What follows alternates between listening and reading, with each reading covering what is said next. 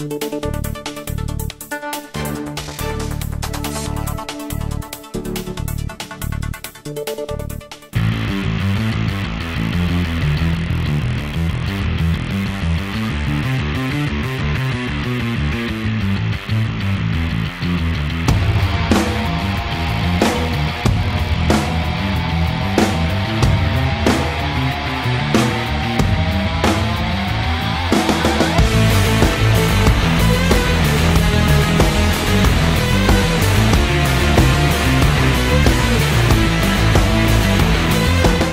sont 5 et vous les connaissez forcément. Sous la direction de Jean-Philippe Jégu, la police municipale existe maintenant à Luçon depuis plus de 20 ans et effectue au quotidien ses différentes missions.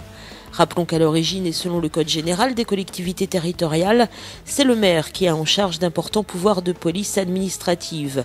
Or, pour mettre en œuvre cette responsabilité, il peut créer les services appropriés, à savoir comme à Luçon, une police municipale qui effectue des missions de police administrative et judiciaire. La police municipale est chargée d'assurer la sécurité, la salubrité, la sûreté publique,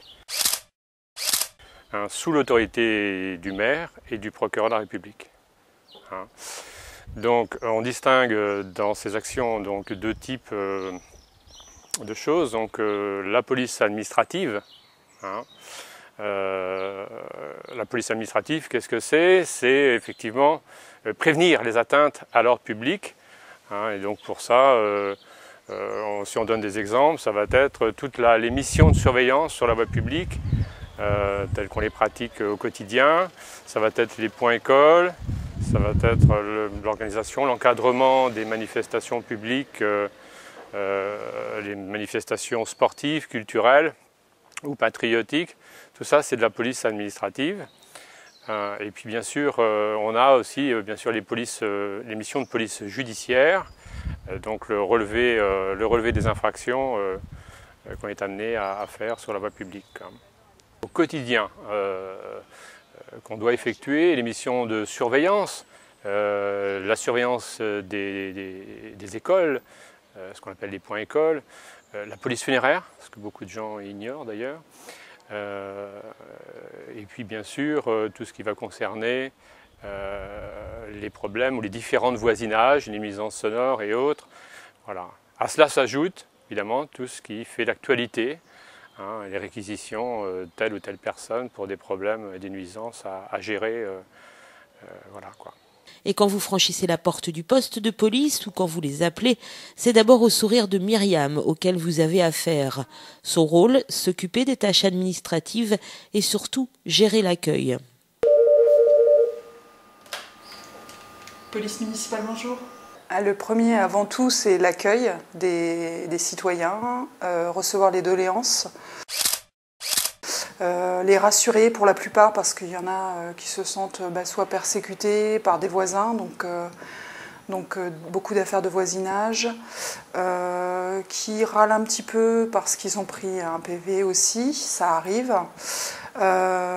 Moi, je vais pouvoir ensuite soit les diriger vers un policier, soit les renseigner directement. La plupart du temps, c'est transmission vers un policier. Je vais pouvoir aussi, s'il y a une affaire de voisinage, envoyer les policiers municipaux sur place.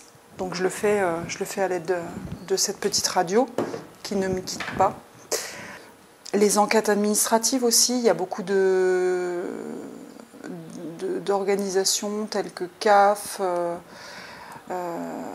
aussi services de recouvrement, qui nous demandent où sont parties les personnes, donc leur donner les adresses. Ça, je tiens à préciser qu'on n'a pas de pouvoir d'enquête proprement dite, donc on va œuvrer par rapport à la liste électorale, et seulement la liste électorale, donc on n'a pas beaucoup de champs de manœuvre, on va dire. Mais également de très nombreuses autres tâches telles que la délivrance des débits de boissons, des ouvertures tardives, les timbres-amendes, les objets trouvés et les invitations aux cérémonies commémoratives.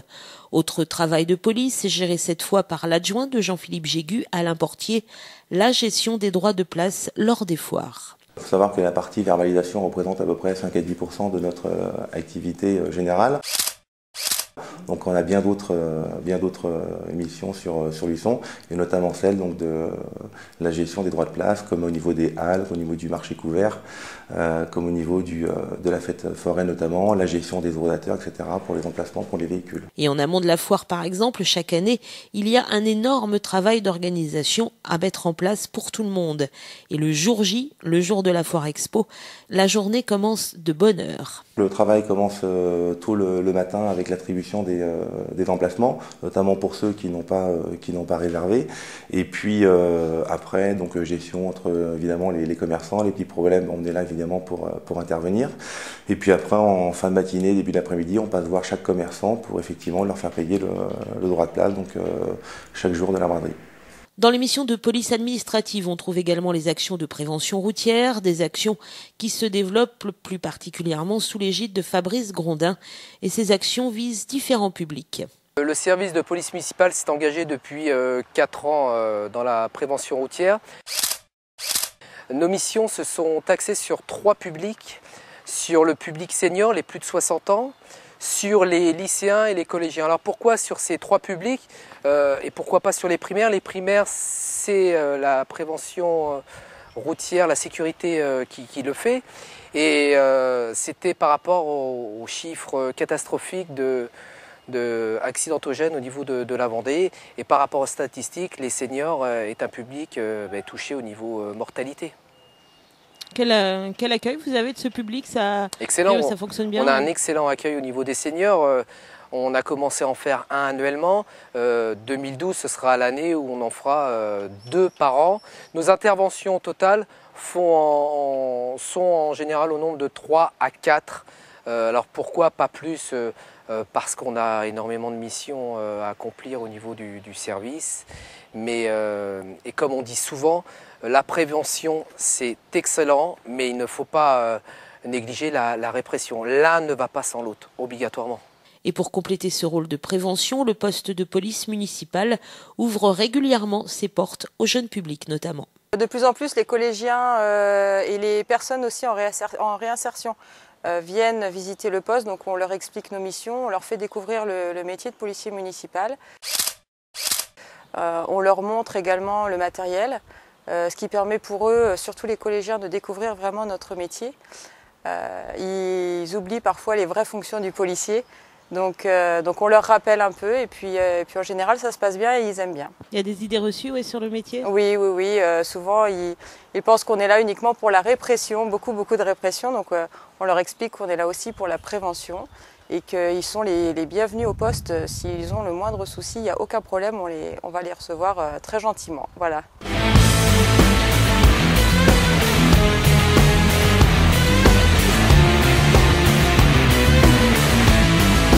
On fait la sortie du collège et M. Faquet, le principal, nous apprend qu'à 17 h, une des collégiennes a disparu. Donc première chose, on a appelé un officier de police judiciaire de la gendarmerie qui est venu sur place, qui a pris les renseignements et maintenant qui nous demande de rechercher la collégienne qui a disparu dans Luçon. Donc on ne sait absolument rien. Pour l'instant, on sait simplement comment elle s'appelle, la description physique, comment elle était habillée ce matin. Et là, avec ma collègue, on va tourner le temps qu'il faudra. Hein. Là, il n'y a plus d'heures qui comptent du tout. Métier varié, passionnant, à risque parfois, la police municipale tient donc une place à part dans les services de la ville. Police de proximité par excellence, elle se veut au plus près de la population. Le rapport de confiance, oui, je pense qu'il est établi. Pourquoi? Parce que on a réussi à établir un juste équilibre entre les missions de prévention et les missions répressives. L'un, évidemment, n'allant pas sans l'autre. Donc effectivement, on a, je pense, un bon contact et on est avec la population, quoi. La fonction est bien évidemment en constante évolution. Les policiers sont donc sans cesse formés aux différentes missions qui leur incombent. Et pour exercer cette profession, quelques qualités sont indispensables. Alors, au-delà des qualités qu'on peut demander évidemment à tout agent, fonctionnaire ou pas,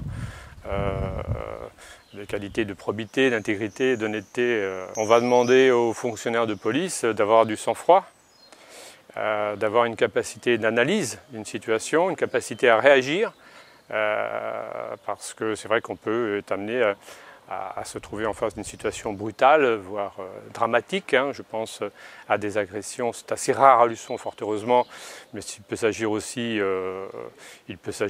d'accidents de circulation, où là, effectivement, on va lui demander de coordonner et d'être précis dans ses actions, quoi. Le risque potentiel est toujours existant, ce qui explique le fait d'abord qu'on soit armé, en 6e catégorie, donc avec une matraque et une bombe lacrymogène, des moyens coercitifs, bien sûr, à la ceinture, je pense à la paire de menottes, et bien sûr une formation continue qui est obligatoire, justement, pour pouvoir répondre à toute situation qui peut se présenter, quoi.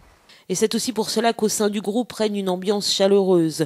Quand ils ne sont pas sur le terrain, les policiers ont besoin de décompresser au poste. Et c'est aussi le rôle de Myriam, de les aider à surmonter les épreuves parfois douloureuses de leur métier. Ça permet de relativiser. Les policiers côtoient le monde du funéraire tous les jours, passent des situations pas souvent marrantes, entre guillemets, des conflits de voisinage et des choses un peu plus dramatiques. Donc c'est vrai que quand ils rentrent au poste, c'est un peu la soupape, ils respirent un petit peu par rapport à ça, et j'essaye d'apporter une bonne humeur aussi au sein du poste. Le sourire du poste. Tout à fait, j'essaye, j'y arrive.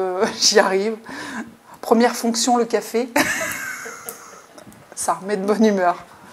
Un sourire convivial et une équipe sur le front 6 jours sur 7 pour vous assurer une vie beaucoup plus paisible à Luçon. Calm down,